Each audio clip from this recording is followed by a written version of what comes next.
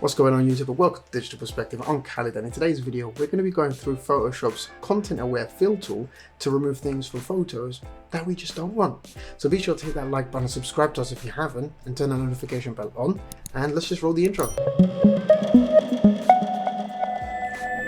What's going on, guys and girls? So like I said, we're going to be using Photoshop's tool, so let's just jump straight into it.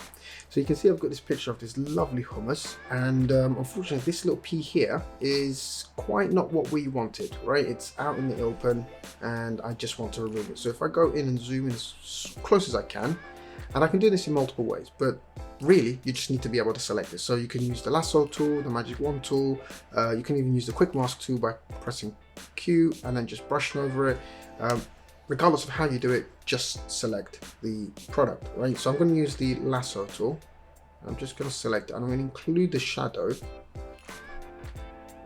and I'm going to try and get it as close as I can, and there we go. Once I've done that, what I want to do is go to Edit, Content Aware Fill. You can see here under the Edit option, click on that. What Photoshop's going to try and do is it's going to try to fill in that using AI. Now we know that the top half of the picture is blurry, so if we hold our shift key we can just minus some of that area, because everything that's green is where it's taken its references from. So I don't want any of those blurry sections to be there. There we go. I don't want any of the dark sections here to also be there, just to maintain some consistency with the coloring and the lighting, sorry. So you can see it's getting much better.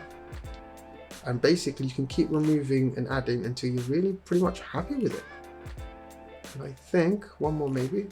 There we go. I'm happy with that. So click apply, click OK, and then deselect that, zoom back out, and there you go. You wouldn't even know there was a hummus sitting right below there. Hello. There we go. Gone.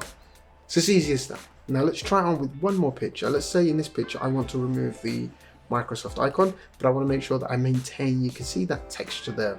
Hopefully YouTube hasn't compressed this video too much, but you can see some texture there, and I want to maintain that. So get my Lasso tool. In fact, this time around I'm going to use the rectangle Marquee Tool.